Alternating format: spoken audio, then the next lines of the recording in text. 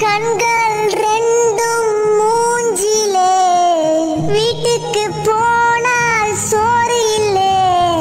kitchen முழுக்கா தேடினேன் குண்டால கைய விட்டு நோண்டுனேன் இது நியாயமா வயிறு காயுமா 2 தோசையாச்சு